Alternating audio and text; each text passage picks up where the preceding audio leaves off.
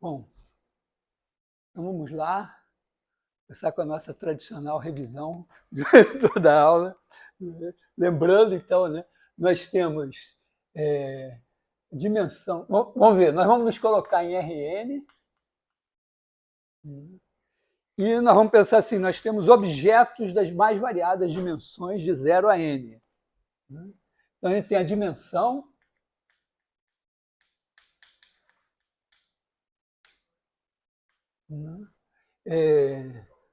Então, a dimensão aqui, vamos dizer, vou pegar um objeto de dimensão k.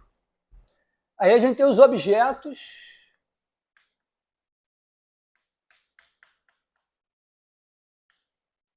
que são coisas do seguinte tipo. C de B em Rn.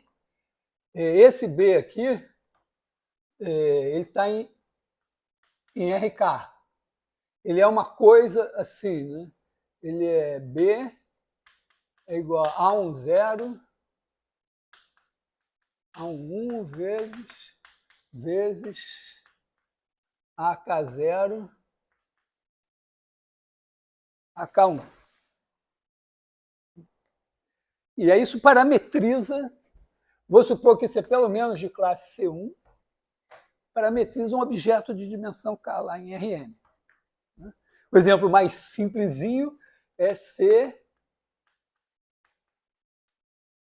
de AB em R3, que é o que a gente conhece, uma curva parametrizada, tem velocidade, aceleração, torção, curvatura, aquelas coisas todas.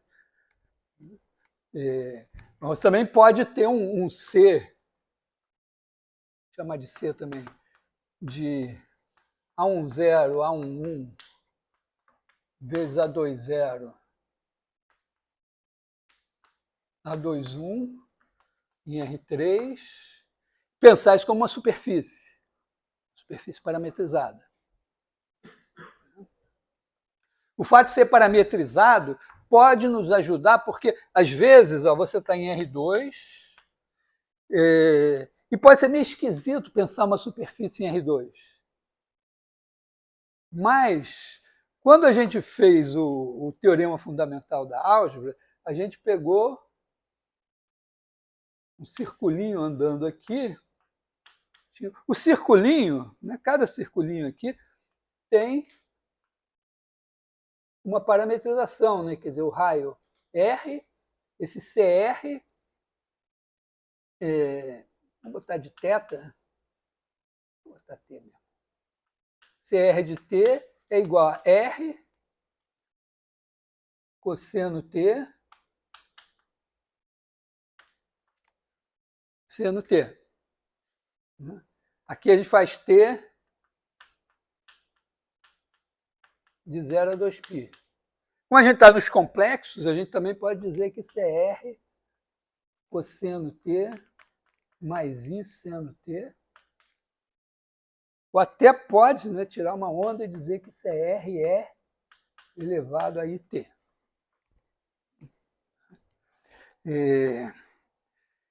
E aí, quando esse circulinho anda aqui, ele anda aqui, vai criando essa homotopia, e aí você olha para a imagem dele,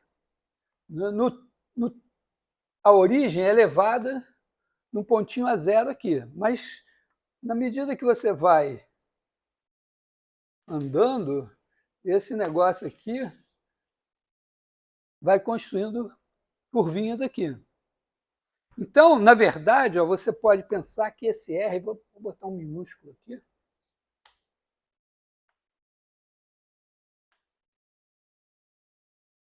que esse R é um segundo parâmetro. Quer dizer, quando o R vai variando, a curva vai variando e você está construindo uma homotopia aqui, que não deixa de ser formalmente, você tem aqui uma C de 0R, se você for até o raio R, vezes 0, 2π, em R2. Você tem uma superfície parametrizada em R2 que leva RT em R cosseno T seno T. É uma superfície parametrizada, mas ela é útil para a gente pensar, né, uma superfície parametrizada em R2 e ela, vamos dizer, é feito um pano que está meio tortinho a ser amassado, mas ela vai nos dar informação. Então, isso faz parte da vida, não é uma abstração. Quer dizer, toda homotopia você vai fazer um objeto se mover. Então, por exemplo, se você tiver em R3 e o objeto for... Imagina você está fazendo uma animação, você está construindo lá. Em R3, os seus objetos, você vai olhar depois. E tem um objeto aqui, ele sai andando.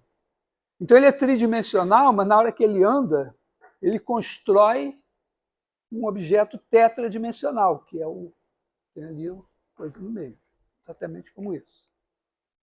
Então, superfícies parametrizadas dão essa liberdade, elas podem ter autointerseções, e isso pode, em certas situações, ser ótimo. Depois a gente pegou isso aqui e disse, não, mas às vezes eu preciso colar superfícies. Né? Quando você pega um quadrado, você olha para o bordo dele, ele tem 4 curvinhas, você podia juntar todas numa só, mas é razoável você pensar assim, né? Essa notação aqui é boa, porque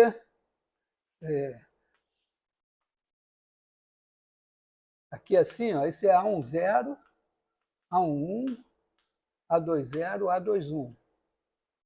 Então, esse trecho aqui corresponde ao A20 fixo.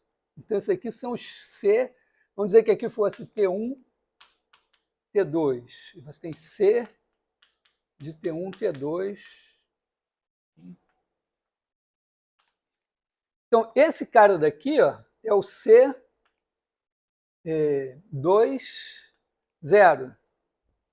C20 de T2, de T1, é igual a C de T1 a 20. Estou fazendo o óbvio. Né? Depois, você tem aqui esse daqui, ó, é o C21. C21 de T1 é igual a C de T1 a 21. Mas ele tem uma curiosidade, né? Que ele, como está assim, ele anda para cá. E aqui eu vou querer que ele ande para cá. Eu não vou, em vez de inverter aqui, fazer uma mudança aqui, para esse negócio andar para cá, eu simplesmente boto um menos na frente. E digo que quando eu calcular integrais, eu só vou calcular integrais. Quando eu calcular integrais, eu calculo a integral nesse cara daqui e troco o sinal. Um menos na frente. Mesma coisa aqui, ó. Esse está positivo e esse está negativo. Repara que essa orientação aqui, ó, diz que o índice mais baixo aqui é positivo, o índice mais alto é negativo. Já aqui, o índice mais baixo é negativo, o índice mais alto é positivo. Então não é tão simples, mas a orientação tem a ver com 2 mais 0 é par, 2 mais 1 é ímpar. Então, menos 1 elevado a 2 mais 0 é positivo e menos 1 elevado a 2 mais 1 é negativo. Então, a gente define uma cadeia, simplesmente a ideia, vamos dizer, básica, assim, você pensar assim, ó, eu tenho uma curva quebrada. Então, eu penso que isso aqui é um pedaço que emenda nesse, que emenda nesse, que emenda nesse. Então, isso é uma corrente, uma cadeia, tem várias coisas emendadas. Só que, vamos dizer, formalmente, você pode pegar um cara assim, outro cara assim, e dizer, mas eu posso somar esses dois também. Não importa. Então, uma cadeia, né? Os objetos, a gente começou com blocos,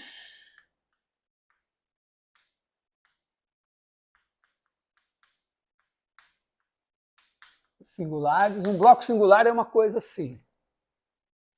E as somas são as cadeias. Vou tentar abrir a janela, ver se funciona. Mas... como a gente liga o ar. Então, tá? Tem, né, o bordo aqui.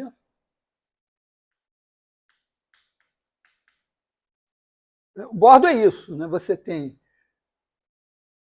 o retângulozinho, a superfície, vamos dizer, esse aqui vai parametrizar a superfície aqui.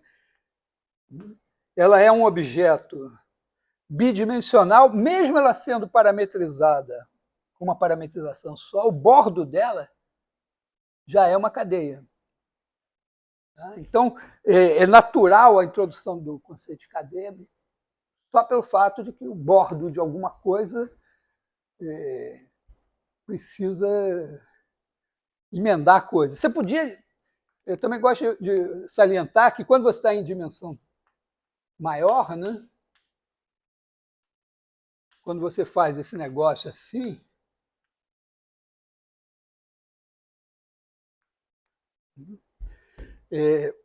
o bordo cubo tem 6 faces.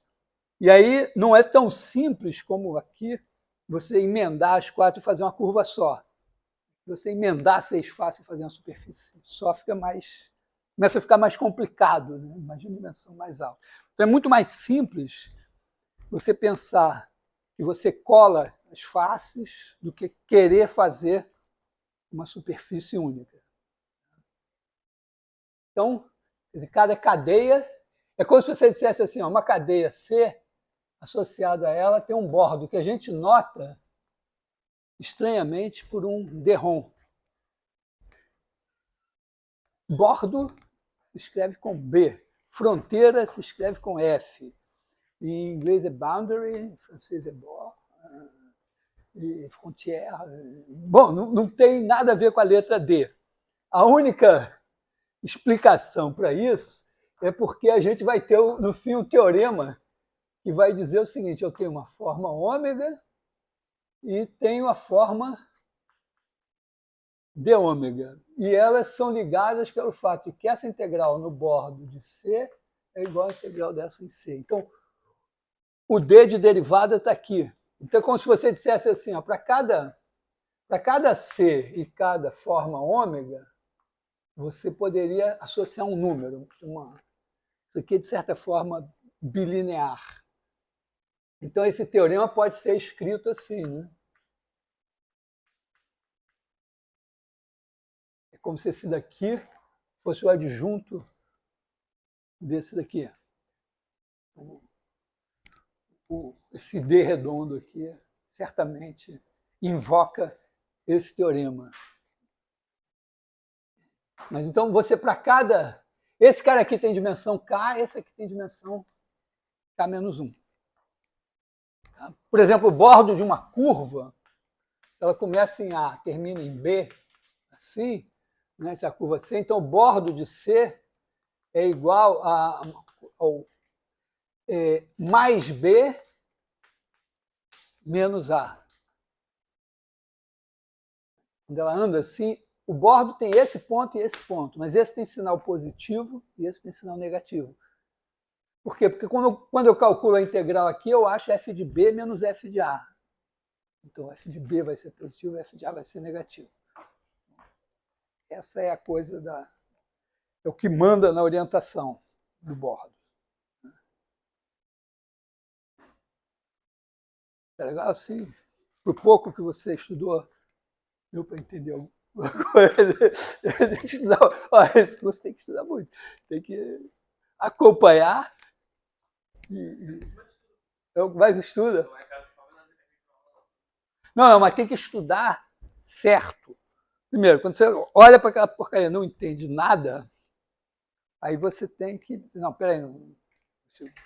Vai cercando, tentando achar alguma coisa que faça sentido para você. Para estudar um negócio não faz sentido. Quando o momento não está bom, vai para balada, para praia.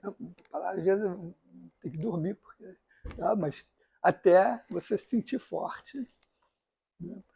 Tem gente que estuda como se fosse aquela coisa religiosa de se sacrificar para conquistar o reino dos céus. Não é bem assim. Exige um certo esforço, mas esse esforço tem que ser um prazer. Então você tem que... E um pouco a aula é a hora de você me fazer, te dizer alguma coisa interessante que faça você ter vontade de estudar. Deve fazer uma pergunta, me fazer te dizer alguma coisa boa. Vale para todo mundo. Bom, então estamos aqui. Agora nós estamos no momento dos integrandos, né, que são as formas.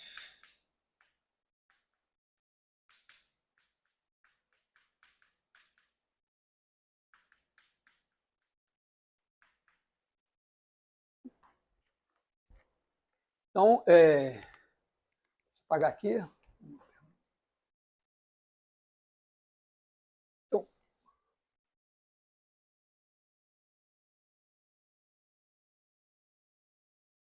as formas dependem da gente ter entendido o determinante como uma coisa... Determinante em Rn de V1, V2, Vn é um volume com sinal de V1, Vn. Algebricamente, né, significa, primeiro, det é n linear. Significa linear em cada entrada aqui. E tem aquela figurinha lá no plano que você faz trabalha com ela ali quando é criancinha para entender essa n-linearidade, que ela não é tão óbvia assim. Você está em paz com essa figurinha? Quer dizer, você bota aqui o vetor U, tá? O vetor V e tal. Então, a segunda coisa, que é razoável, né? Se V1, Vn são LD, isso implica que det de V1 é zero. Se são LD, esse negócio não é n-dimensional, então o volume tem que ser zero. Essas duas coisas juntas, vamos dizer, na presença disso daqui, isso aqui pode ser trocado por duas linhas, que é o det de V1, VI, VJ, VN é igual. Se você trocar a ordem do VI com VJ, deixar os outros parados,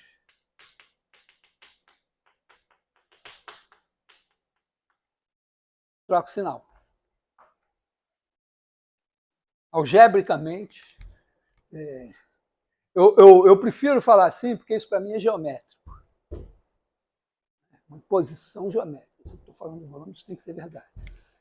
Isso daqui também é geométrico com uma certa concessão, porque você bota um sinal. Tem uma concessão à álgebra aí, porque você bota um sinal para dar certo.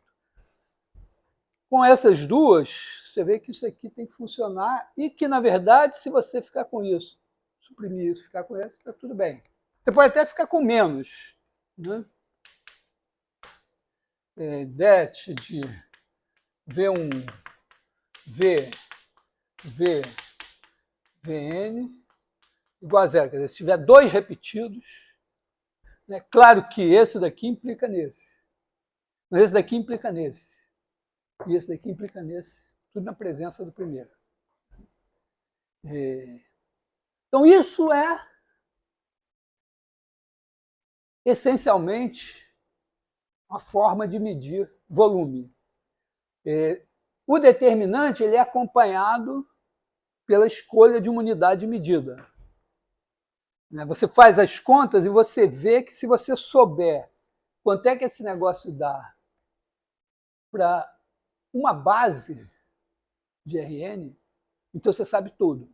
Todos os outros são determinados por ele. Então aí o determinante a gente escolhe que na base canônica vale 1. É isso.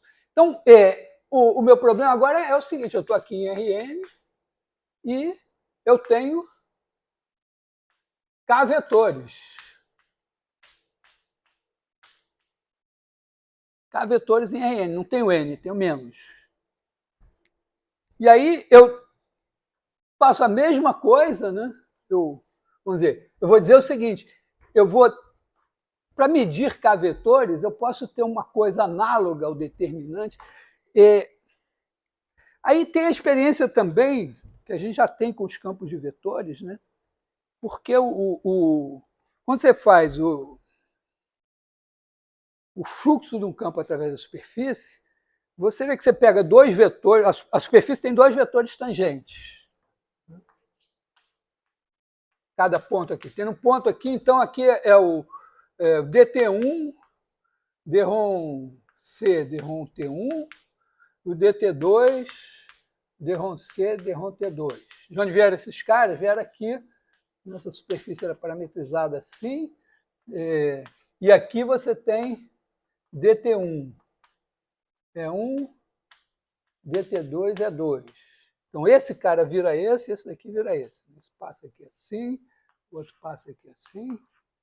Então isso aqui é o meu elemento de superfície. Eu quero medir, na verdade o campo de vetores diz, não, aqui eu não quero saber qual é a área desse negócio. Eu quero o produto escalar, né? A gente faz o produto escalar de F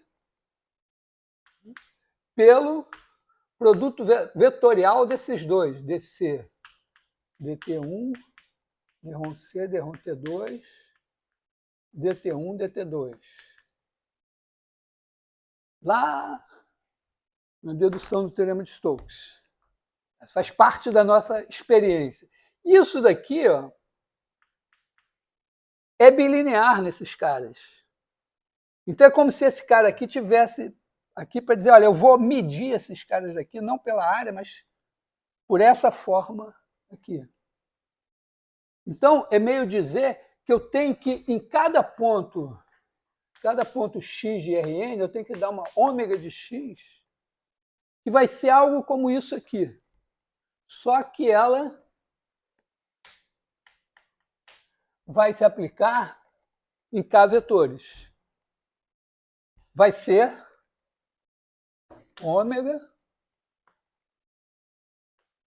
é K linear. V1, VK, LD.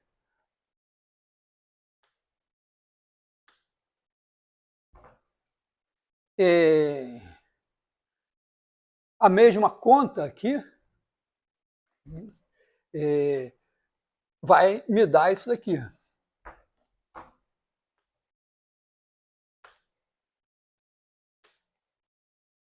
E também isso daqui. Normalmente, como isso daqui é muito incômodo, a gente diz que as propriedades são essa e essa daqui. Então, diz que é uma forma K-linear alternada. Alternada porque troca sinal. Mas ela, vamos dizer, eu chamaria de forma de medir volumes K-dimensionais, de medir coisas K-dimensionais. Então, a gente dá um ômega de x em cada ponto. E aí, a gente tem aqui um C,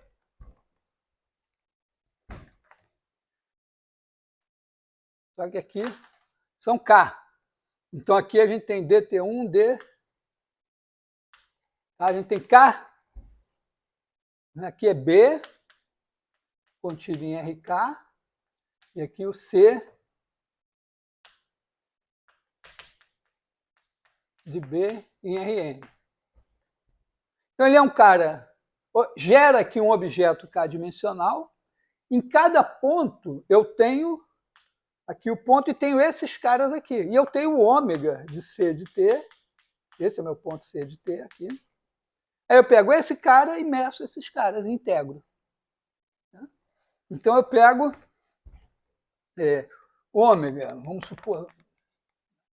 A rigor, eu tenho assim, ômega contido em Rn, não precisa ser o Rn todo. eu tenho uma ômega, do ômegazão, no conjunto das formas K-lineares alternadas de Rn, que eu vou notar assim, né, que a cada x daqui me associa o ômega de x. Então ele está lá, de tocaia, o gato de tocaia esperando o passarinho passar. Aí passa o passarinho. Quem é? O passarinho é o C de B em Rn. Esse cara aqui é um K-bloco. Aí, o que você faz? Em cada ponto T, você faz ômega de C de T, calcula. Em C' de T é 1, C' de T é K, que são também, isso aqui é a derivada de C em relação a T1, derivada de C em relação a TK. Eles têm aqui o DT1, DTK, infinitesimais que estava aqui, como isso é K linear, eles saem para cá. Então isso daqui é, agora, o que o ômega mediu desses caras. E aí você integra já direto em B, porque já está tudo pronto. Então isso é a integral. Temos aqui a integral.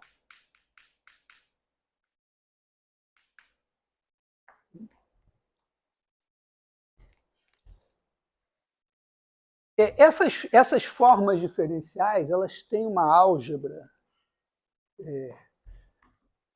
muito legal. Eu sinalizei na aula passada. Eu posso seguir sem ela, mas na hora de fazer as contas, ela é poderosa. Vou apagar aqui. Pergunta?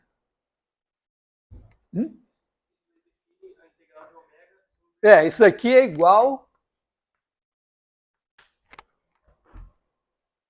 Mas na definição C, né, desse caboclo, ele já fala disso aí, o back. Isso daqui, aqui tem uma visão interessante que você também pode olhar para isso da seguinte maneira, né? Vamos dizer. É como se isso aqui pode ser notado assim, isso é integral sobre B de C estrela ômega. O que é o C estrela ômega? É uma coisa que a gente não enxerga, eu acho, em campos de vetores, mas a gente enxerga nas formas. Que é o quê? Você tem aqui o B, tem C, e aí C transforma coisas daqui para cá. Vamos dizer, isso aqui vive no Rn, esse daqui vive no RK. Então, C transformou uma coisa, trouxe uma coisa de RK para Rn, e a minha ômega está aqui. Então, eu estou levando esse cara daqui para cá para ser integrado aqui. E a definição é essa. Mas, ao mesmo tempo, eu posso olhar e dizer, não, mas isso daqui, no final das contas, é uma integral em B. E essa integral em B tem uma coisa, né, meio que escondida aqui. Se eu for mais amplo, imagina o seguinte, ó, aqui, o que está acontecendo? Eu pego aqui K vetores V1, VK, aí trago esses caras para cá. Eles estão pendurados aqui num ponto T. Aí eu trago eles para cá pela derivada C' de T V1, C' de T, C' de T, VK. Viram K, caras aqui. C' de T V1, C' de T. Hã? Seria a matriz jacobiana, porque você está de RK em RN. Mas a matriz jacobiana, abstratamente, se você esquecer coordenadas, ela é a representação nas bases canônicas da transformação linear que aproxima a função. Então você pegou esses caras e disse, esses caras estão aqui pendurados no ponto C de T. Então eu pego o ômega de C de T, calculo neles, e é isso que eu vou integrar. Mas isso também pode ser visto assim, olha. Isso daqui, se eu olhar para V1, VK, é linear em cada um deles, porque C' de T é linear. Então, se eu botar aqui dois caras somados, eles saem, separa tudo. Multiplicar pelo escalar também. E também, ó, se eu trocar a ordem, aqui é o mesmo C' de T em cada coordenada, se eu trocar a ordem de 2 aqui, tá certo? Eu posso deixar o C' de T aqui parado. Tá? C' de T, C' de T, C' de T, tal.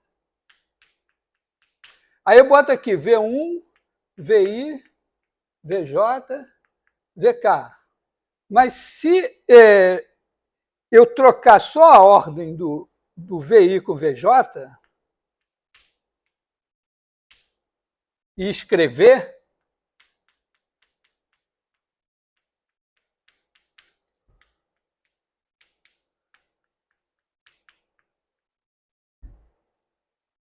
você pode olhar e dizer, esses C' de T estão aqui só para me confundir. O que ele fez foi trocar a ordem do VI com VJ.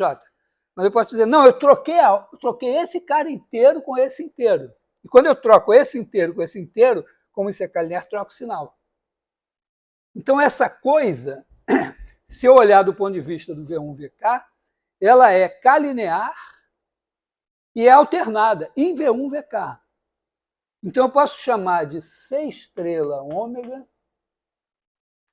calculado em T. Vive aqui, ó. C estrela ômega está aqui. C estrela ômega de T é o seguinte. Como é que ela se calcula em V1, VK? Ela é exatamente isso. Ele é ômega de C de T, C' de T, V1, C' de T, VK. Então, é uma outra visão. Em vez de dizer, olha, C está pegando os caras daqui, está trazendo para cá onde a ômega vive, você pode pensar assim, não, C está puxando de volta, puxando o ômega para cá, para integrar aqui onde os caras vivem. Então, esse é o pullback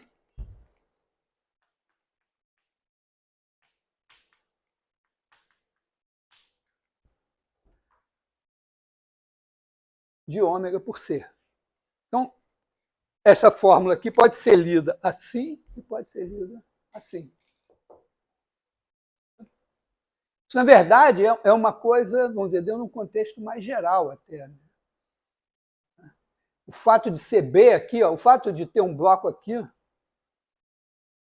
não fez nada, né? Se eu tirar esse bloco daqui e disser, ó, aqui eu tenho RM, aqui RN, tem uma φ aqui assim, isso tudo eu posso dizer, né? O φ estrela ômega faz o mesmo sentido. Né? Φ estrela ômega de T em V1, VM é igual a ômega de φ de T em φ' de T, V1, φ' de T, vou apagar aqui, né?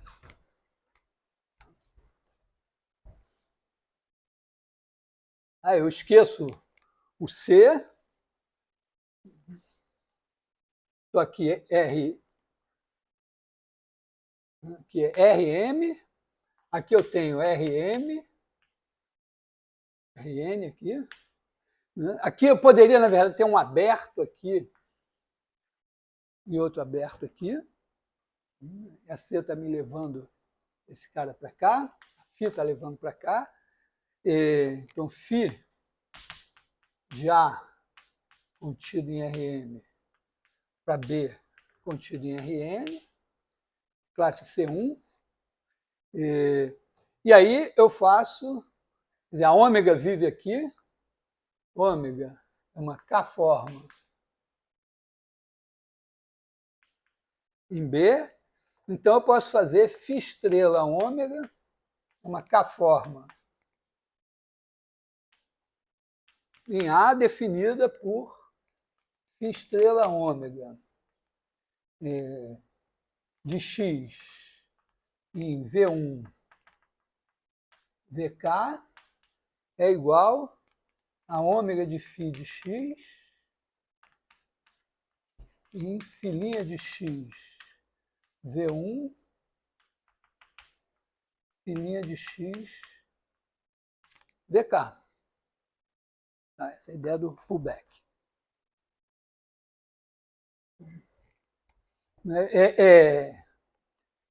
Essa é uma coisa interessante, que quando você pensa em termos de campos de vetores, é mais difícil você enxergar, né, que quando você está fazendo a integral, o fluxo de um campo de vetores através de uma superfície lá em R3, você tem um campo de vetores em R2 que você está... Até porque em R2 você nem pensa em integral de superfície de campo de vetores e tal. Com formas é uma coisa meio assim... Bom, então, ainda nas formas, antes de dedicar a derivada, eu queria elaborar um pouquinho a álgebra do negócio. Eu meio que comecei a... O Beck está...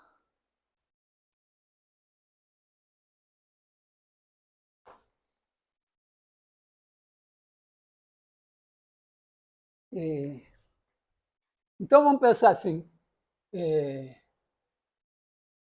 formas K-lineares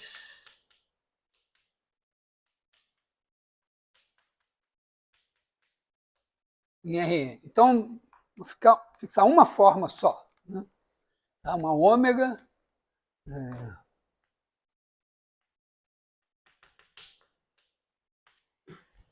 Então, recordando, a primeira coisa que eu fiz foi dizer, bom, esse cara daqui, né, eu pego, eu tenho a base, vamos pegar a base canônica, e aí eu posso pensar assim, ó, o V1 é V11 é 1 mais V1N é N. Etc, etc, até V, aliás, aqui é V11, VN1, para ficar, né? V1K é 1 até VNK é N. Tá? Eu escrevo cada um na base canônica, já boto assim, porque se eu tirar os sinais de mais e apagar os EIs, fica a matriz. A matriz dos V's. E na hora que eu desenvolvo essa conta, exatamente como no determinante, eu tenho que, para usar a linearidade, eu tenho que escolher um cara em cada coluna dessa. E eu não posso repetir. Porque se eu repetir, dá zero. Certo? Se eu tiver... Certo? Se eu disser, não, vamos pegar aqui, vou desenvolver a partir desse. Peguei esse cara daqui. Aí eu já sei que eu posso riscar essa linha aqui, porque eu não posso pegar o V12 aqui, porque aí vai ter V11 sai, V12 sai, fica é 1, tem 2 repetidos, já zerou. Então, a minha escolha tem que ser assim, cada vez que eu escolher um aqui, eu risco o resto. Né? E, no fim, eu vou ficar, então eu vou escolher na primeira, vamos dizer, V1 e 1. Eu vou botar um I igual a I1 e K. É V I1, 1. Né? Tá, eu vou escolher um desses caras aqui, então de 1 a N eu vou escolher o I1 aqui, o I2 aqui, o I3 aqui, o I4 aqui. Então vai ser isso. VI1 até V e K. K, né? Família K aqui. E aí eu vou ter ômega de EI1 EIK. Então, os termos todos vão ser, dentre as diferentes escolhas aqui, com entradas diferentes, não posso repetir 2, esses vão ser os números que vão importar. Então, está claro que para saber o valor dessa forma, eu tenho que saber esses caras daqui. Mas, na verdade, né, o que acontece? Eu sei que se eu trocar a ordem, troco o sinal. Então, se eu tiver um outro I com os mesmos caras, só que numa ordem diferente, na verdade, eu já sabia. Quer dizer, eu dizia, olha, eu sei ômega de E1, E7, E8, E10. Aí eu olho, bom, mas eu tenho que saber também ômega de E7, E10, E8, E1. Não, mas esse aqui não precisa, eu já sei aqui. Só rearrumar, ver qual é a troca de sinal. Pronto. Então, na verdade, né, os valores que eu tenho que saber são esses caras aqui, ainda com a hipótese de que 1 menor ou igual que 1. Eu já arbitro que eu vou. Esse cara que eu preciso saber, eu boto na ordem crescente. Quando aparecer uma variação dele, eu já sei. Então, isso nos mostra que o conjunto das formas K-lineares alternadas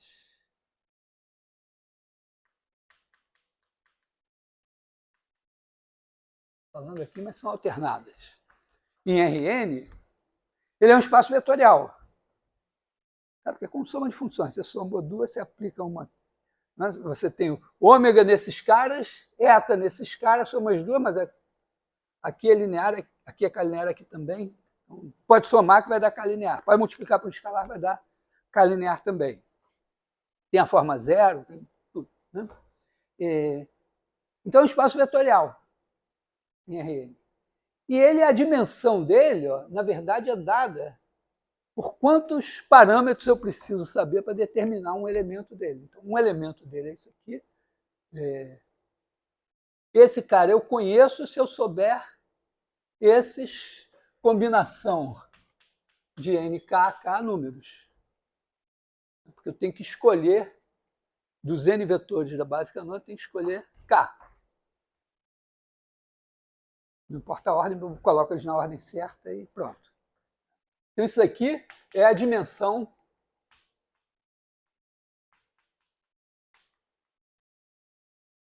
eu estou optando por não fazer uma demonstração disso, mas fazer uma argumentação convincente. Porque é muito melhor você fazer uma demonstração depois que você está convencido de que o negócio é verdade, do que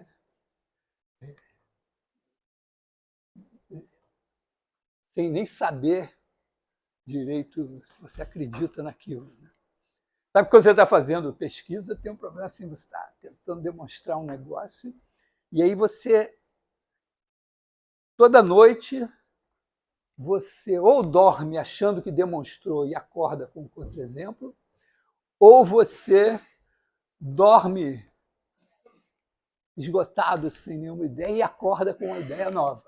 Então, é meio assim, quando você não sabe. Mas quando você já está muito convicto de que o negócio é verdade, talvez você vá mais fácil na demonstração. E também não é difícil a gente enxergar uma base. Né? Porque imagina que eu fixo esses caras aqui, I1 e K. Aí eu digo, ó, a minha ômega é o seguinte, ômega de E e 1 E e K é igual a 1. E ômega nas outras combinações de K vetores é 0. Então eu digo, ômega, vamos dizer, ômega é igual a, vamos chamar essa, vamos dizer assim, ômega é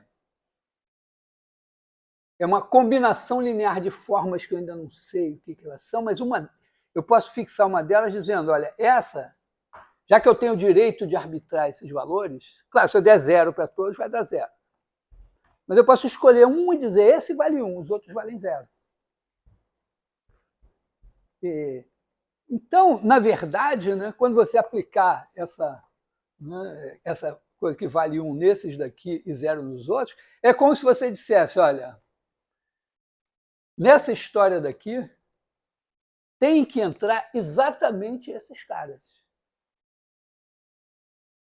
Porque se entrar algum outro, vai dar 0. Então é como se você dissesse assim, ó, eu pego aqui o I1, vamos dizer aqui, o I1, digamos que ele seja o primeiro aqui, pego aqui o I2, pego aqui o I3, pego aqui o IK, eles são em ordem crescente, e risco o resto. Eu digo, ó, só escolho essa linha, essa daqui, essa daqui, essa daqui, e as outras esquece.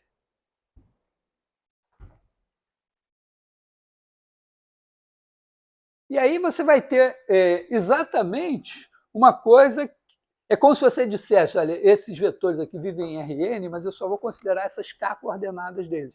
Então é como se eu tivesse k vetores em Rk. Eu escolhi k coordenadas. E eu tenho uma coisa k linear alternada neles. Então, é um determinante. Então é como se você dissesse, eu pego esses caras aqui e faço o determinante menor dessa matriz escolhendo essas linhas aqui. Como eles estão na ordem crescente, você não precisa se preocupar com o sinal. Uma outra maneira de pensar é isso, né? Quer dizer, se você tem I igual a I1 e K, então você tem uma projeção πi de Rn em Rk que leva o x1, xn aqui em x1, x e k. E aí eu posso chamar essa forma aqui de dxi é igual dxi de V1 VK é igual a determinante de πi de V1 πi de VK. Porque isso aqui, ó, pega o V1 e escolhe K coordenadas dele. O V2 é aquelas mesmas, e aí calcula o determinante. Essa forma daqui também é notada assim, dx I1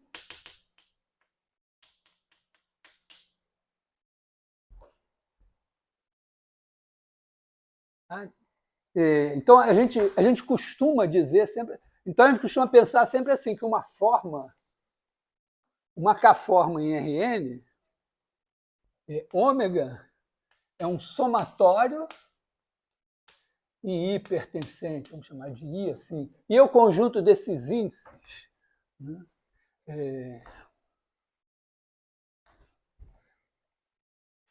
I é igual ao conjunto dos I1 e K, tais que isso daí. Né? Esses caras aqui vivem em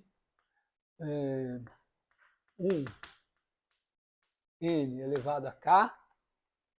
Então, multiíndice, só que tem essa restrição aqui. E, a rigor, você pode falar de DXI mesmo que não tenha essa restrição. Né? Porque, vamos dizer, a gente vai chamar isso de AI DXI, onde DXI é definido assim. Nada impede você de pegar um I, por exemplo, você pegar I igual, vamos dizer, em R3. Tá? R3. Você pode pegar o índice, vamos dizer, 1, 3. Então, isso aqui vai dar o DX1, DX3. Você pode pegar o 3,1 também. 3,1, não tem problema. Ele vai ser o DX3, DX1. Que vai ser o mesmo determinante, só que com duas linhas trocadas. Então, na verdade, ele vai ser menos o outro. Se você trocar a ordem, é como se você...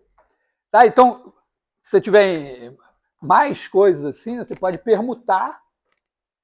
Você tem esses caras que estão na ordem certa, se você permutar eles, você vai ter o sinal da permutação que vai aparecer multiplicando.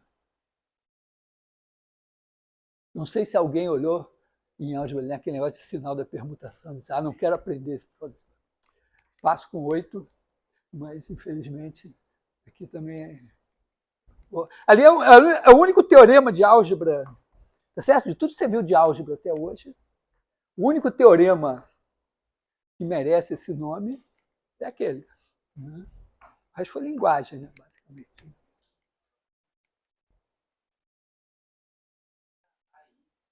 O AI é o coeficiente, é a coordenada.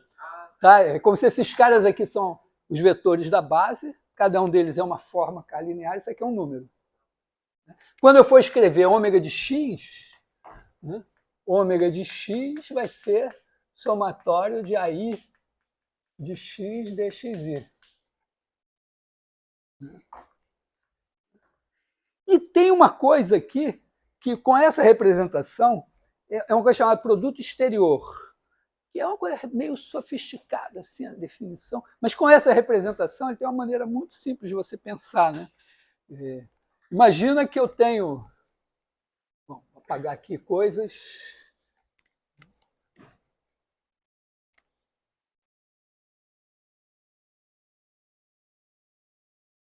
Tem objetos assim. Então, é como se você dissesse, olha, as formas são objetos, são combinações lineares de coisas assim. 2 formas.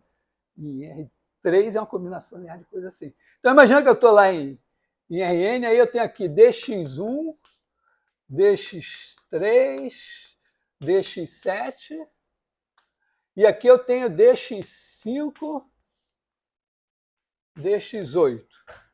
E a tentação muito grande é dizer, olha, eu pego esses caras, essa coisa aqui, essa coisa daqui, e multiplico, e isso vai ser dx1, dx3, dx7, dx5,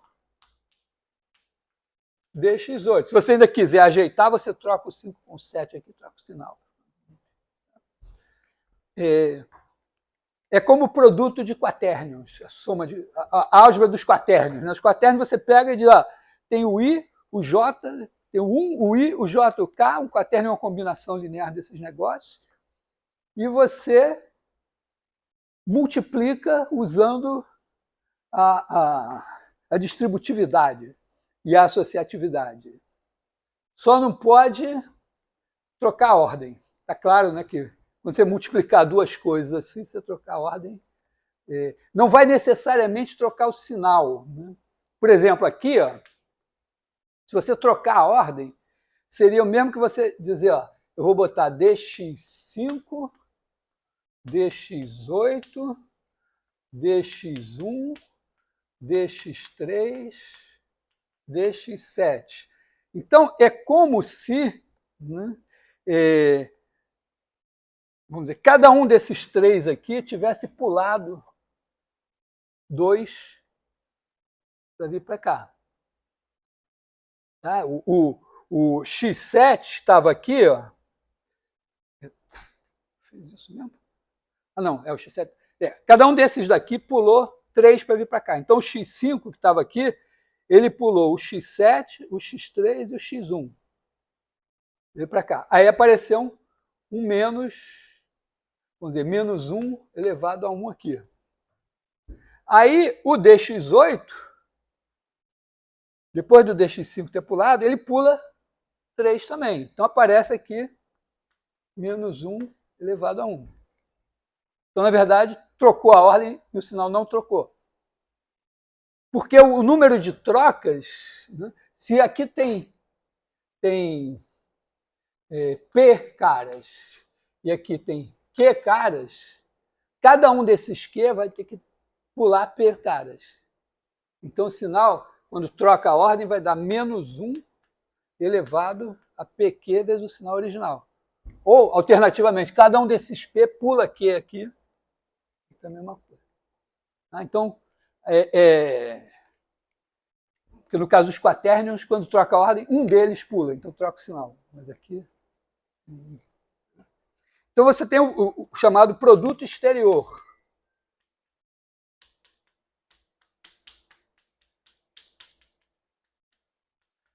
Quer dizer, você tem aqui um somatório de AI dxi vezes um somatório de BJ dxj. Vamos dizer, aqui são P-formas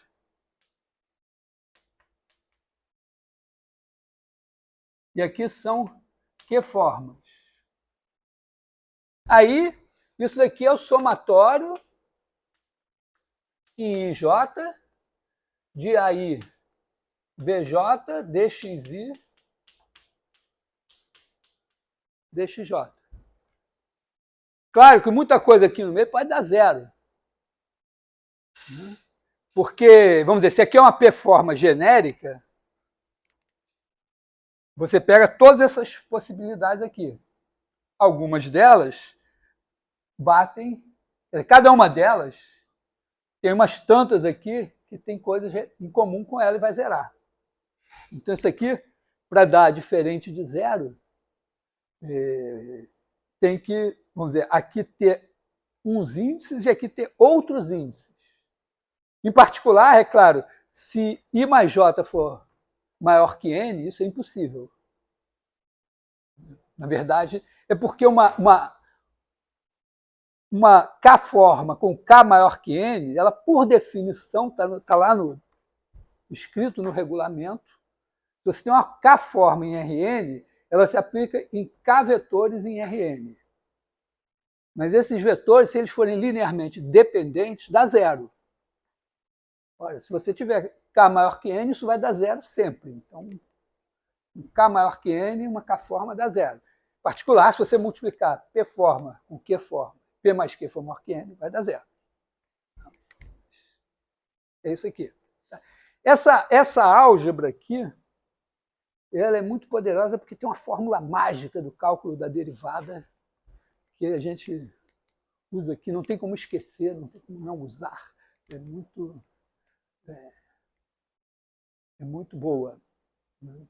Bom, então, que horas são?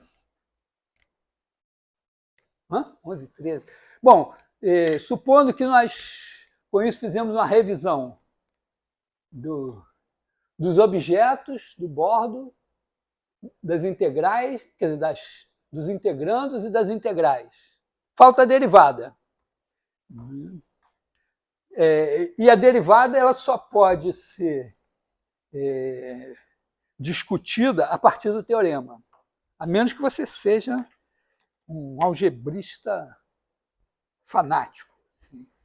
Você pode dar uma fórmula algébrica para a derivada, mas eu sou Sabe que tem um dito do matemático alemão famoso, Hermann Weyl, que diz que pela alma de cada estrutura matemática lutam sempre um demônio algébrico e um anjo topológico.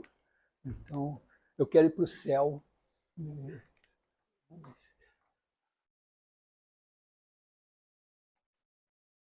Mas nós estamos. Mas o Hermann Weyl é um matemático da primeira metade do século XX. É um momento historicamente em que a análise está se geometrizando. A ideia de espaço vetorial está se construindo. O espaço vetorial não é só para Rn, são os espaços de funções. Então, os problemas de equações diferenciais, de equações derivadas parciais, um monte de problemas interessantes estão sendo vistos de um ponto de vista geométrico. Um momento assim vamos dizer, do retorno da geometria, de certa maneira. Mas nós estamos vivendo agora um momento em que o RN passa a ter uma vida própria. O RN tem a ver com grafos, com probabilidades, com outras coisas que não necessariamente têm um apelo geométrico. E em muitas situações parece pouco provável que a intuição geométrica vá dar conta de tudo, tem que ter outras intuições. Mas assim como lá, coisas como o Teorema de Pitágoras, semelhanças de triângulos, são coisas que estão no nosso dia a dia, né? A gente usa o Teorema de Pitágoras todo dia, esteja fazendo o que a gente estiver fazendo. Né? Probabilidade, álgebra linear. Então, as ideias geométricas não devem morrer, até porque é uma coisa que agora acho que já estão vindo com os probabilistas mais mente aberta, mas entenda que em probabilidade tem um produto escalar comandando tudo, né? Que é o produto escalar que usa, vamos dizer, é o vamos dizer, o xi,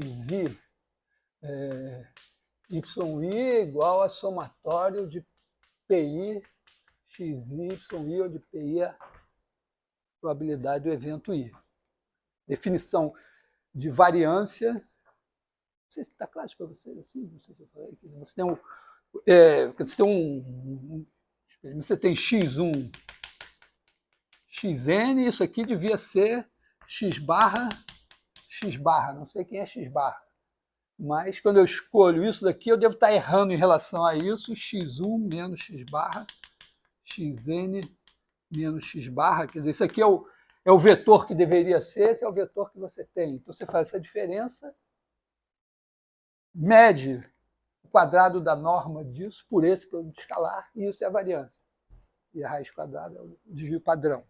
E aí você vai à covariância também, tem um ângulo nessa história. Então, de certa maneira, tem uma geometria que deve ser eterna. Não digo eterna, mas probabilidade deve continuar nas nossas vidas cada vez mais. Tempo que vocês têm para viver aí. Então, tem uma coisa geométrica ainda dentro dessa história. Né? Bom, mas então a gente tem que pensar na questão da derivada.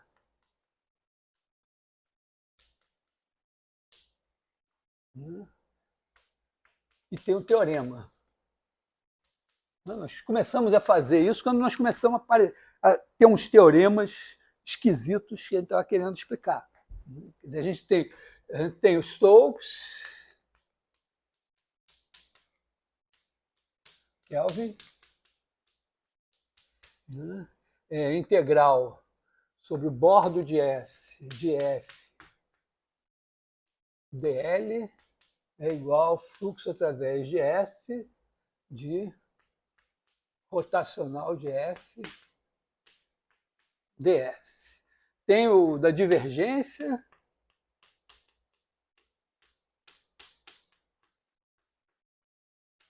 vamos dar ali o crédito Gauss Ostrogradsky.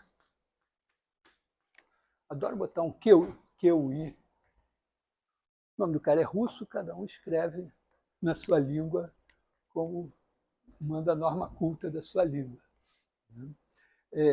Então, divergência, que é integral sobre o bordo de V, fluxo através do bordo de V de F ds é igual a integral sobre V da divergência de F dV.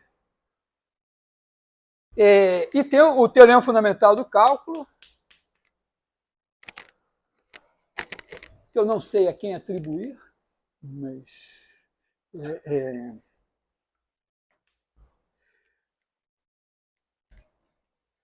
vamos dizer, Newton, Leibniz. Pela ideia do Newton, assim, meio que isso já era conhecido lá na galera dele, mas tudo bem. Vamos botar assim, deixa aqui, né? Newton, Leibniz, que é, se você tem uma curva C, a integral, vou botar aqui, do lado de cá, integral sobre C de F ds é o mesmo que isso aqui, né? Vou botar o dl aqui para ficar assim. É igual a f de C de B menos f de C. Aliás, de F não, gradiente de F. E F aqui.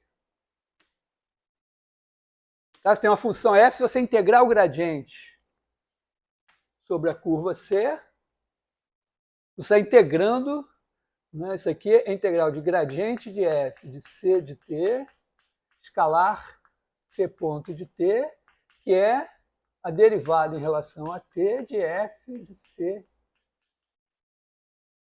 de T. Então, você faz F de C de B menos F de C de A, né? Esse aqui é o C de A, esse aqui é o C de B.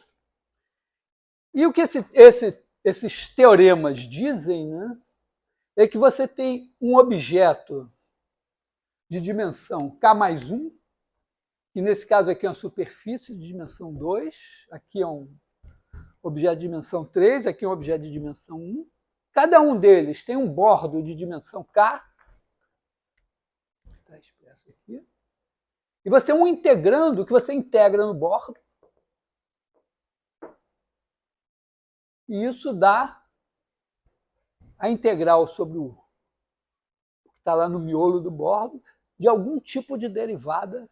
Essas coisas têm em comum apenas esse símbolo nabla, que convenientemente aqui aparece dessa maneira. Então, o que a gente está fazendo é o quê? A gente discutiu, né, esses objetos, que são curvas, superfícies, sólidos, etc., em dimensão qualquer. Os objetos, blocos singulares, cadeias, a ideia de bordo. Os integrandos agora, esses integrandos são realmente misteriosos, porque uma hora você integra, o integrando às vezes é uma função, no caso aqui, essa é uma função que a cada ponto associa um número. Isso é função integrando aqui, a cada ponto que é um objeto de dimensão zero, ela associa um número. Depois você tem o campo de vetores, que a cada curva associa um número. Mas se você olhar o campo de vetores de um outro ponto de vista, a cada superfície ele associa um número. E se você voltar e disser, não, mas a função ela também pode ser integrada num sólido, então a cada sólido ela associa um número. Então, com funções escalares e funções vetoriais, você construiu 4 tipos de integrandos diferentes. Isso só é possível, vamos dizer, são os 4 tipos em R3.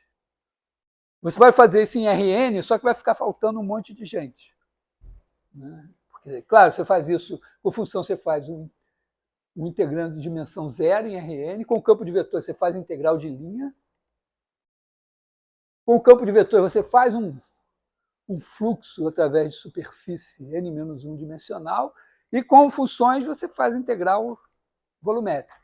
Mas fica no meio. Então a ideia de forma diferencial vem aqui para preencher essa lacuna, para dizer, não, tudo isso é a mesma coisa. E aí todos esses teoremas devem se traduzir por uma coisa assim, né? Eu tenho integral no bordo de C de alguma coisa, e isso é integral sobre C de uma derivada dessa alguma coisa.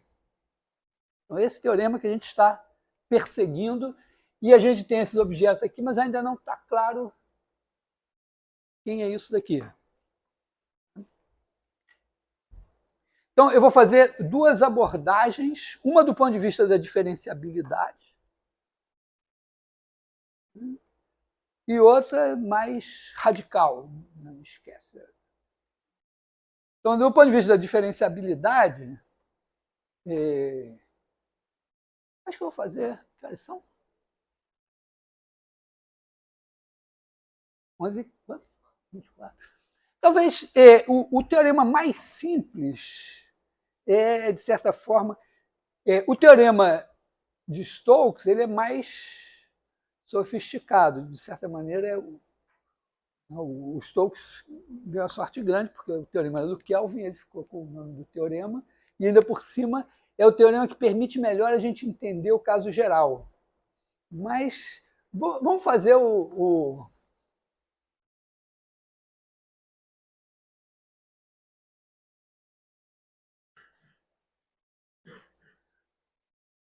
fazer o caso mais simplesinho. Então, fazer o teorema da divergência.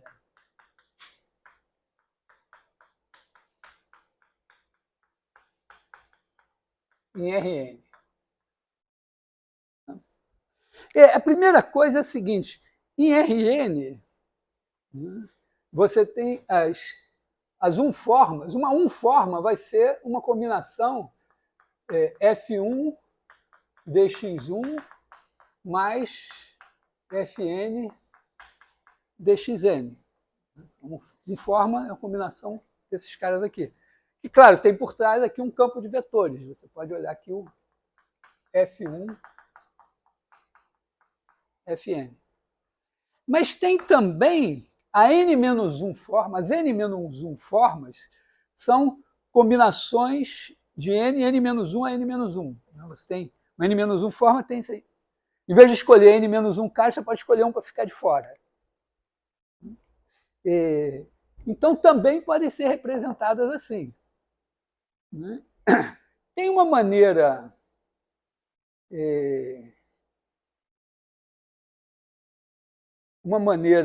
talvez simples de fazer, que é a seguinte: imagina que você pega o campo F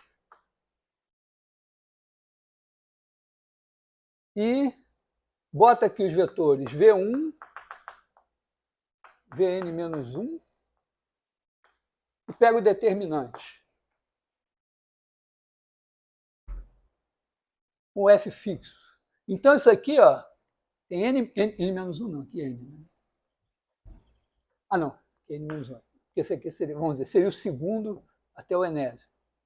Então, tem N-1 caras aqui, isso é linear em cada um desses caras aqui. E, na verdade, toda N-1 forma vai ser desse tipo.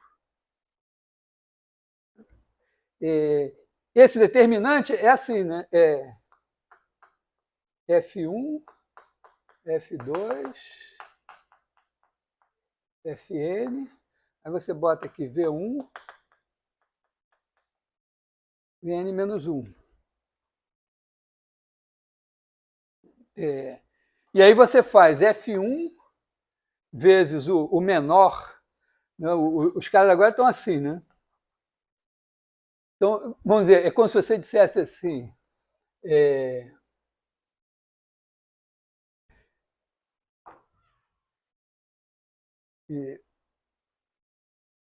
você escolheu a linha 1 para ficar fora e pegar as outras. Só que quando você faz esse determinante, você multiplica o F1 pelo determinante desses, menos F2 pelo determinante dos que sobraram, mais F3, quer dizer, tem uma coisa de sinal aqui, né? Tá? Então, é meio que como você dizer assim, né? É meio que você pensar assim, ó, você tem a forma dxi que vai ser com n-1 caras aqui. Eu poderia dizer, então eu posso chamar essa fórmula daqui de dxi. Vou ter que mudar o nome, porque dxi já significa alguma coisa, mas dxi significaria o seguinte, né? O dx1, dxi de chapéu, dxm. Seria uma ideia, né? Mas não é exatamente isso, né? Porque, vamos dizer, eu não poderia escrever isso assim, somatório de fi dxi, porque quando eu pego aqui o fi e omito esses caras aqui, na verdade, para eu pensar dessa maneira, assim, né? Na verdade, eu tenho que multiplicar por menos 1 elevado a i mais 1. Então, acho que eu vou usar essa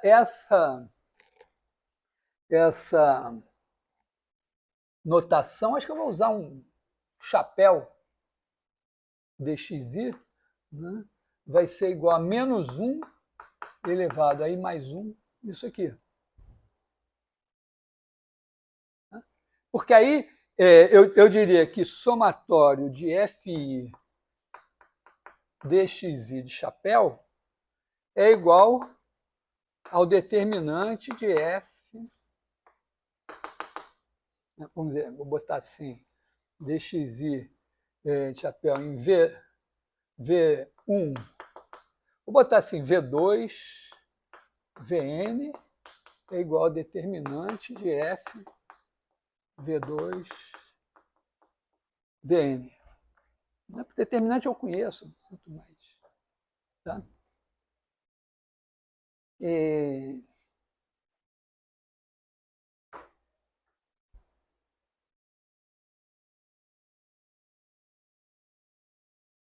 Então, vamos dizer, se eu disser ômega igual a isso daqui, né?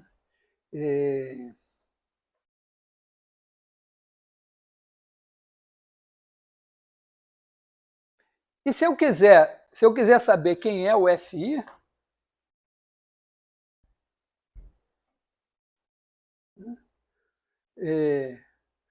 se eu botar aqui, esse daqui ó, vai ser F1 é 1, Fn é n. E aí ele vai fazer com V2, Vn. Se eu quiser aqui o Fi é I, eu só tenho que fazer o seguinte, botar aqui os outros. Quando eu pegar esse cara daqui, se aqui tiver o E1, EN, faltando exatamente o EI, quando eu botar qualquer um dos outros, quando eu fizer isso daqui, né?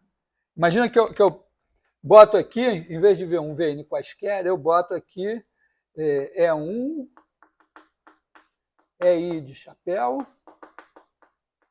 EN. Então esse cara não está, mas os outros estão. Quando eu botar F1, E1, vai dar zero. Só não vai dar zero quando eu botar o FI, EI.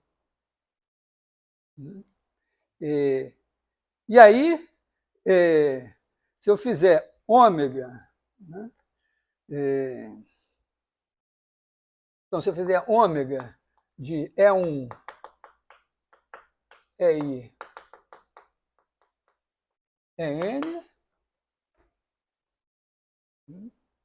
isso vai me dar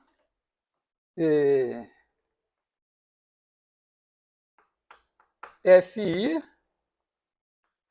dxi de E1, porque o dxi dos outros vai dar zero, que vai ser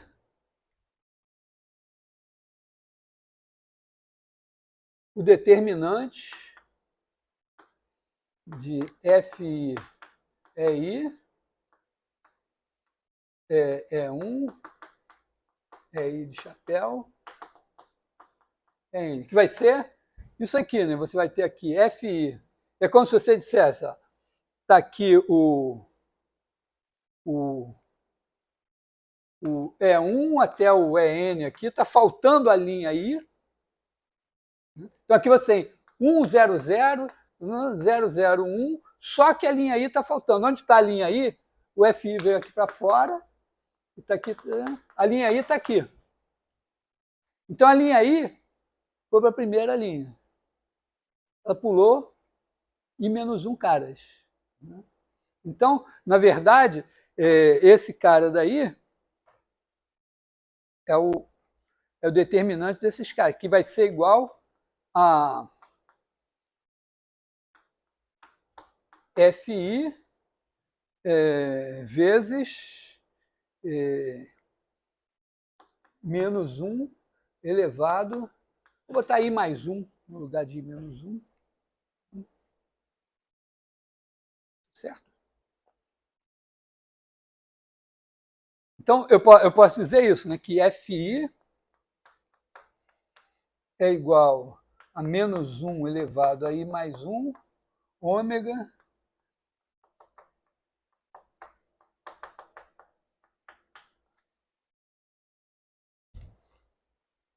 tá, como eu não sei essa fórmula de cor, eu espero que esteja certa, não ter cometido nenhum erro aqui. É só para eu saber como eu passo, quando eu tenho a forma, como é que eu acho o campo de vetores correspondente a ela. Porque está claro, né, dado o campo de vetores, eu defino, né, se eu tenho F, isso me diz, esse cara aqui é o ômega F. E isso daqui me diz, dada ômega, aqui é como eu defino a forma a partir do campo. Aqui. Agora, aqui, dada a forma, como é que eu defino o campo que produz essa forma? Essa. Porque eu vou pensar em Rn, toda n-1 forma como um campo. Porque com isso eu consigo fazer... Eu fiz a demonstração do teorema da divergência, não sei se vocês lembram, foi muito rápido assim, mas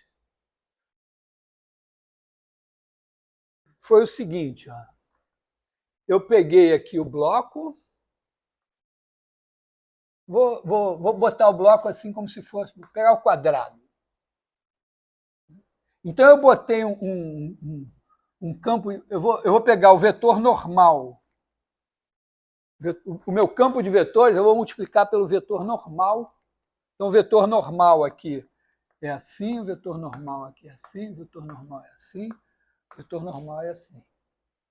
E aí o meu campo F é assim. Então em cada lado aqui, mas pensa no cubo, em cada face eu multiplico F pelo vetor normal da face. Por quê? Porque eu vou pegar o meu bloco, meu bloco B, e eu vou fazer a integral de F sobre o bordo de B.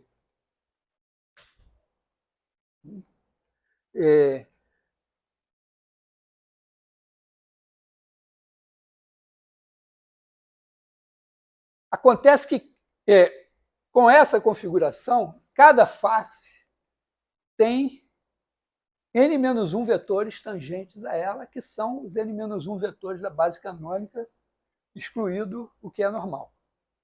Tá? Então, eu tenho as faces BI0, BI1, com I de 1 até N. Na face I, eu tenho E1, EI, é n.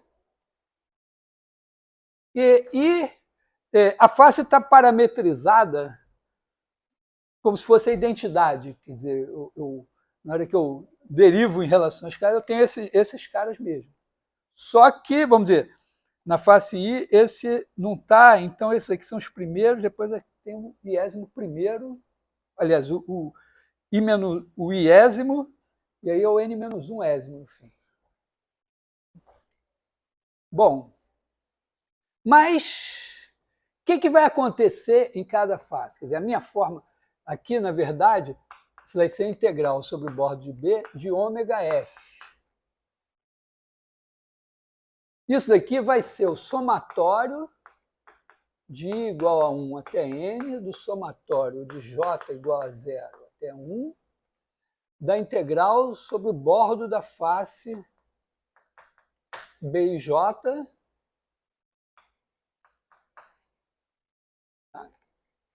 Quer dizer, tenho uma face, vamos dizer aqui, vamos dizer, esse cara aqui é 2, aliás, é 1. Então eu tenho aqui a face, corresponde ao B 1, 0, aqui B 1.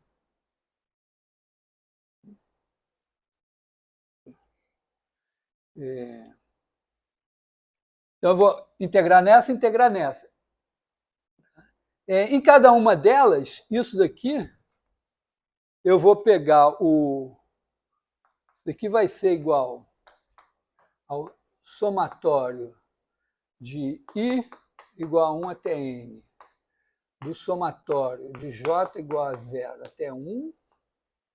Aqui eu vou pegar no BI,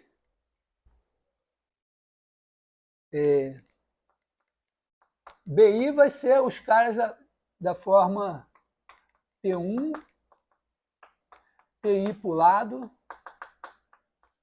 PN. Quer dizer, quando eu parametrizo essa face aqui, eu fixo a primeira coordenada e vario as outras. Quando eu parametrizo a face I, eu fixo a iésima coordenada e vario as outras. E aí os vetores que eu vou ter aqui vão ser os que sobraram, né, na ordem aqui. E aí esse negócio aqui vai ser o determinante de F com os vetores E1, EI, EN. Então aqui tem N vetores, porque esse aqui você está vendo, mas ele não está aqui. Porque o chapéu da...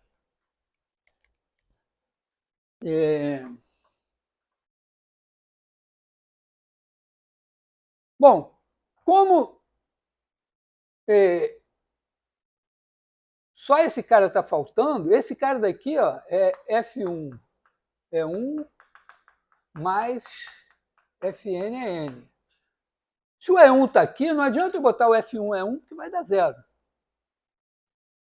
Então isso aqui só vai ficar o somatório de igual a 1 até N do somatório de J igual a 0 até 1, da integral sobre BI de FI, determinante de EI, E1, EI,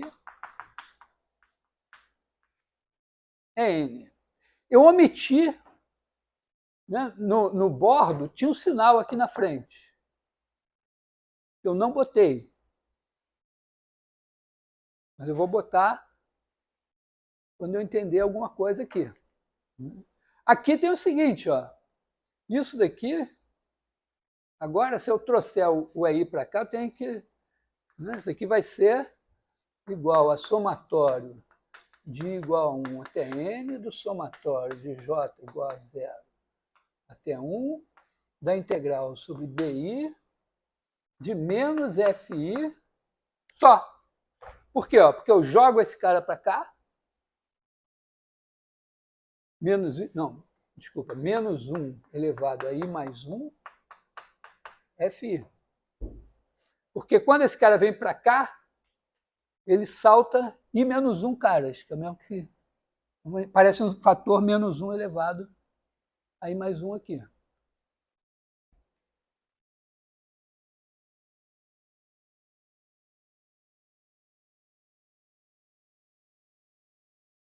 Então é isso. E aí, o que acontece? Entender a álgebra aqui, eu estou dizendo que a minha forma é dada por um campo de vetores, dessa maneira. Aí, em cada face, eu pego os vetores tangentes, como eles vêm ao mundo, né? Os vetores tangentes aqui são os mesmos aqui. Então, eu faço essa conta, me deu isso aqui. Só que isso daqui, né, está me dizendo o seguinte, ó. Digamos que aqui agora aqui é a face I, aqui é a face I1 e aqui é a face I0. Aí eu estou integrando o F aqui. Na verdade, aqui eu estou integrando o FI, função FI pura. É só um número, a menos do número.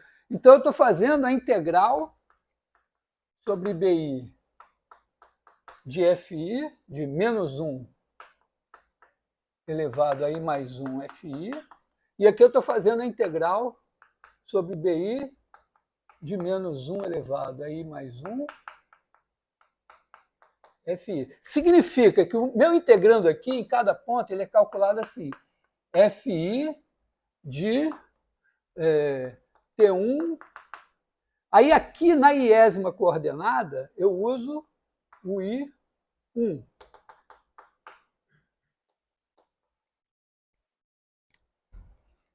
Tá? Porque eu estou integrando aqui.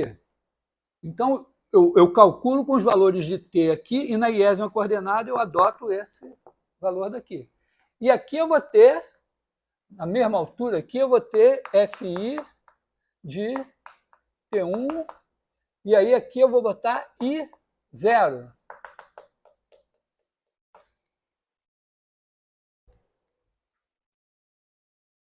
Então, na verdade, eu vou ter a integral sobre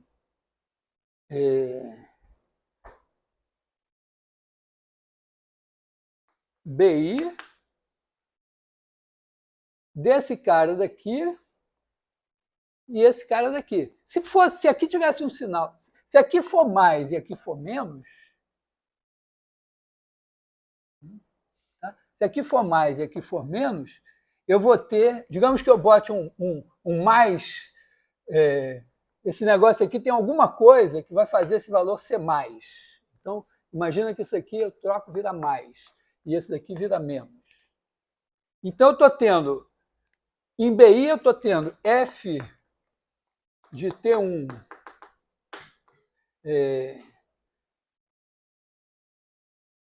aqui eu botei I1, na verdade é AI1, né? AI1 TN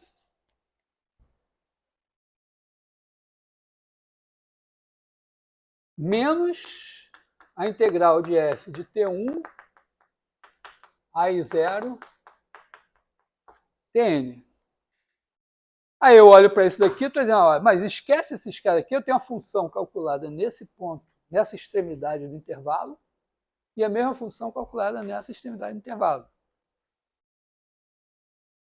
Uma das poucas coisas que eu sei na vida é que isso daqui vai ser igual a integral sobre BI da integral de AI0 até AI1, da derivada desse negócio, em relação à variável TI, de F, de T1, TI, TN, DTI.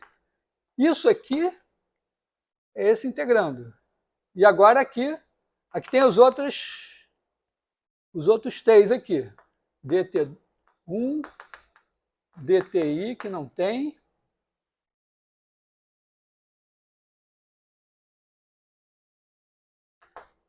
DTN. Tá? Quando eu estou integrando sobre essa face, não tem a variável TI. Então, no meu integrando, nesse integrando aqui, né, isso é DT1, DTI de chapéu, DTN, não tem essa aqui. Mas ela entrou agora aqui assim. Então,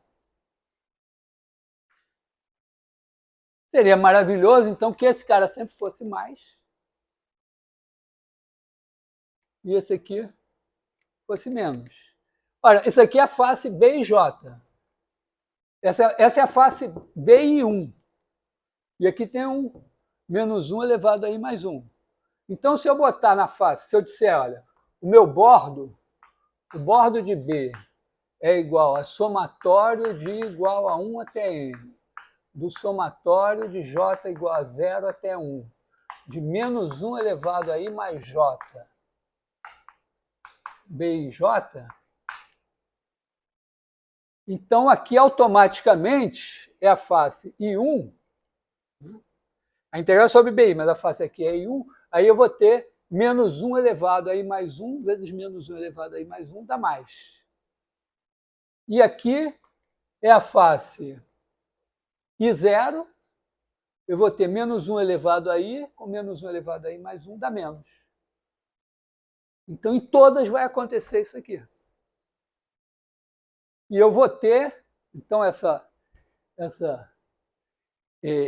vamos dizer, quando eu fizer a integral de f sobre o bordo, vai dar isso tudo que eu fiz aqui e vai me dar... Ó, essa integral aqui tem o BI, mas aqui é a aresta que faltava, é a coordenada que faltava. Então, essa integral é sempre uma integral sobre B, que vai ser o somatório de igual a 1 até N. Cada integral era sobre um par de faces. Só que eu pego o par de faces e acrescento a variável que faltava e ela vira uma integral sobre o todo. Então, eu tenho N integrais, todas sobre o B desse cara aqui, ó. Derrom, esse aqui é o FI. FI nessa história toda. Derrom FI DTI de T1 TN, DT1 DTN. É a mesma fórmula do teorema da divergência, certo? É o teorema da divergência em RN. Então, eu estou validando essa definição aqui. Eu botei a definição de bordo e disse, não, vou botar esse número aqui. Ele me dá esse teorema, essa escolha. E ela também é coerente com alguma coisa que faz muito sentido, porque se você botar esse sinal menos 1 elevado a I mais 1, corresponde ao seguinte. Primeiro assim, quem está tentando entender, está entendendo? Pode significar que ninguém está entendendo, porque não tem ninguém tentando entender. Ou quem não está entendendo pode fazer uma pergunta. Recapitulando, assim, ó, eu peguei peguei um bloco, um N bloco. O bordo dele é uma coisa de dimensão N-1. Tem duas N faces de dimensão N-1. Aí peguei uma N-1 forma e integrei no bordo. Já que eu estou sempre querendo integrar no bordo, N-1 forma no bordo. Integrei. Aí essa integral que tem 2 vezes N parcelas, eu grupo essas parcelas por faces paralelas. Eu tenho N pares de faces paralelas. Aí na hora que eu faço a conta, eu tenho uma coisa que eu integro aqui e a mesma coisa eu integro aqui, só que essa está calculada com a iésima coordenada aqui e a outra com a iésima coordenada aqui. Aí eu olho para isso e digo, poxa, mas se a de cá for positiva, a de cá for negativa, eu tenho isso aqui e eu aplico o teorema fundamental do cálculo e a minha integral em cada par de faces ganha mais uma integral e vira uma integral no bloco todo.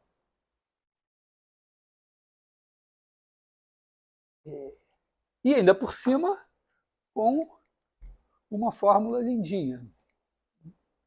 Então, para que isso aconteça, eu fiz lá, tomei cuidado com os sinais, eu tenho que justamente fazer com que esse fique positivo e esse fique negativo.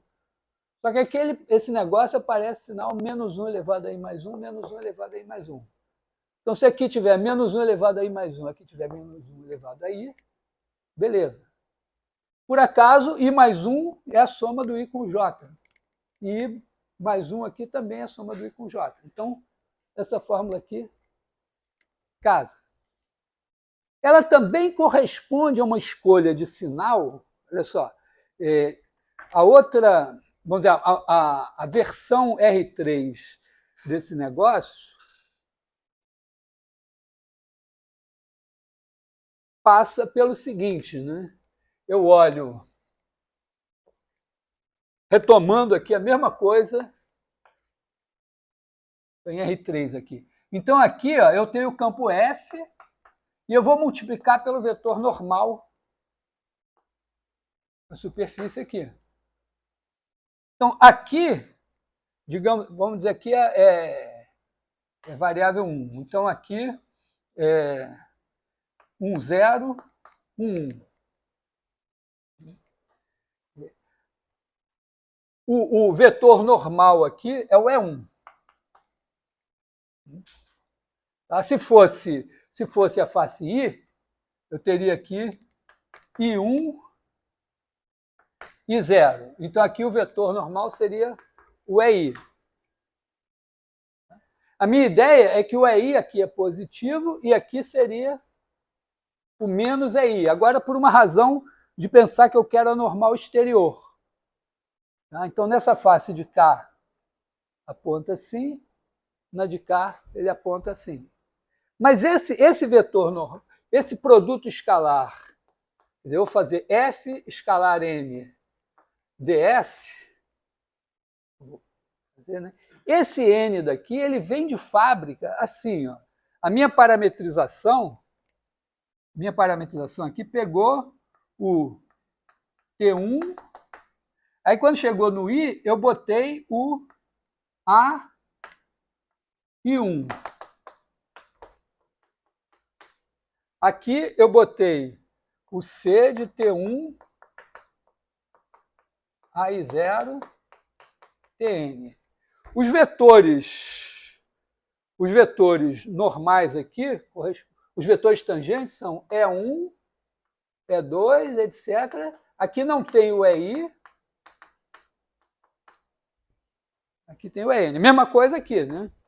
E1, E2, EI, EN.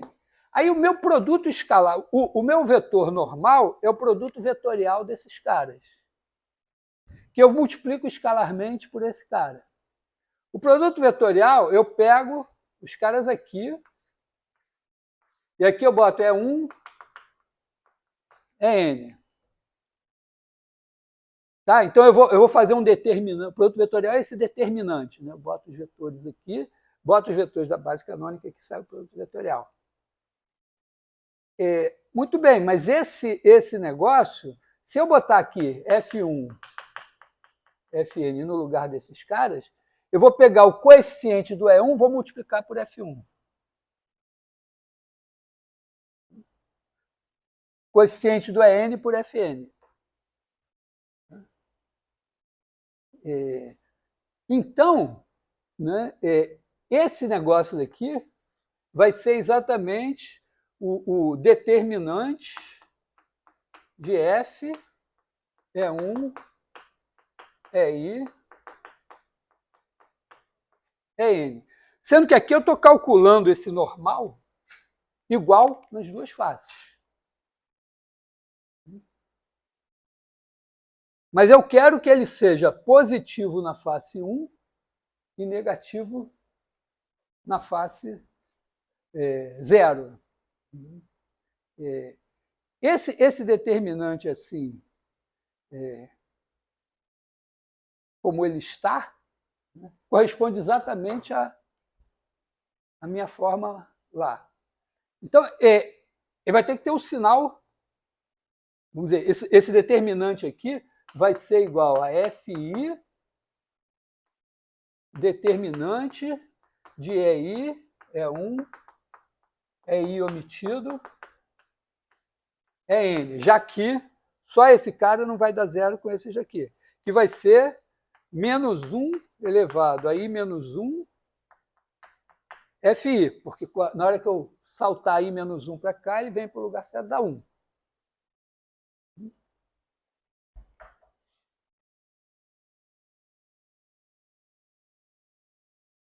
Então, é exatamente isso. Ó.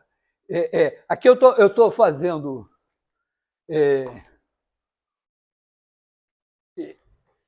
vamos dizer, se eu fizer esse produto vetorial aqui, também, eu posso pensar assim, se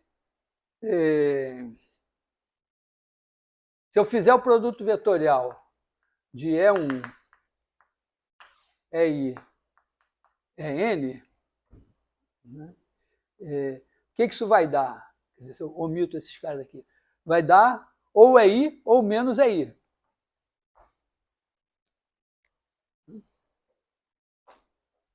Legal? Esse produto vetorial, esse negócio daqui, vai dar, quer dizer, isso aqui vai ter um aqui, aí está faltando uma linha aqui. E a única coisa que vai dar diferente de zero aqui vai ser botar a linha que está faltando aqui. Então, o produto vetorial desses caras aqui é exatamente menos 1 elevado a I menos 1 é I. De maneira que eu estou fazendo o produto vetorial desse cara pelo F, porque quando eu faço, né, esse cara daqui, escalar F, dá exatamente isso daqui. Só que, bom, então...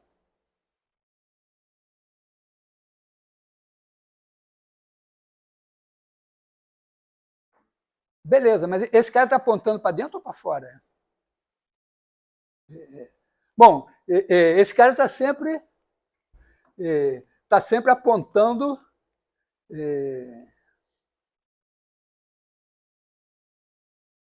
Bom, depende, né? Eu queria que fosse o EI. Quer dizer, o EI é o que aponta para fora. Aqui e aponta para dentro aqui. Então eu quero ter esse cara daqui na negativo do lado de cá e positivo do lado de cá. É o mesmo sinal que valida isso aqui.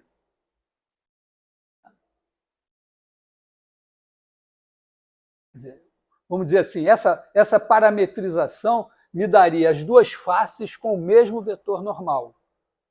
Aí, se eu botar esse sinal, ela vai me dizer que a face de cá está com a normal para cá e a face de cá está com a normal para cá. Então, essa escolha aqui também faz com que em cada face eu tenha normal exterior. Outra maneira de ver. De qualquer maneira, o que eu estou dizendo é o seguinte, né, que se eu pego B, bloco em Rn, faço bordo de B igual a somatório de I igual a 1 até N, do somatório de J igual a 0 até 1, de menos 1 elevado a I mais J, B e J. Significa escolher normal exterior, geometricamente isso, escolher normal exterior em cada face. Então, se eu fizer F igual a F1 Fn de T aqui, né? T. Então, se eu fizer a integral sobre o bordo de B da forma, vamos dizer, de F ds, vou usar essa notação para dizer que isso aqui é integral sobre o bordo de B da forma ômega F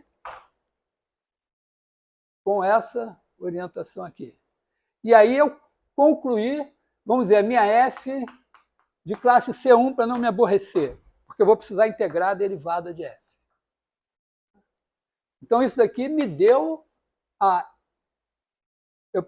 me deu o somatório de igual a 1 até n da integral sobre B de dρ f e dρ ti. Que é a mesma coisa que eu fazer a integral sobre B do somatório de igual a 1 até n de dρ fi dρ ti de t dt.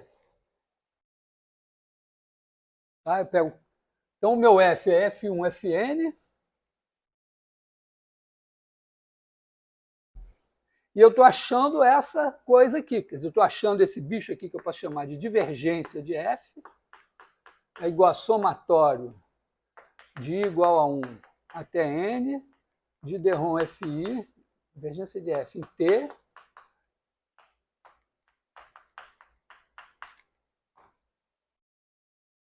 e estou dizendo que eu tenho que a integral sobre o bordo de B de f é igual a integral sobre B da divergência de f.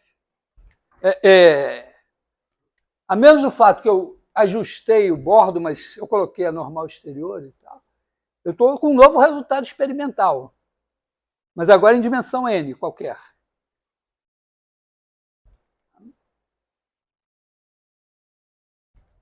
Então,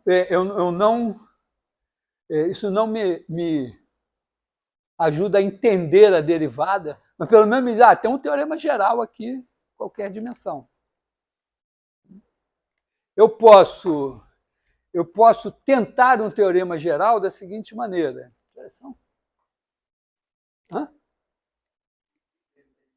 Então, eu tentarei na quarta-feira mais alguma coisa. Avançamos mais um pouquinho.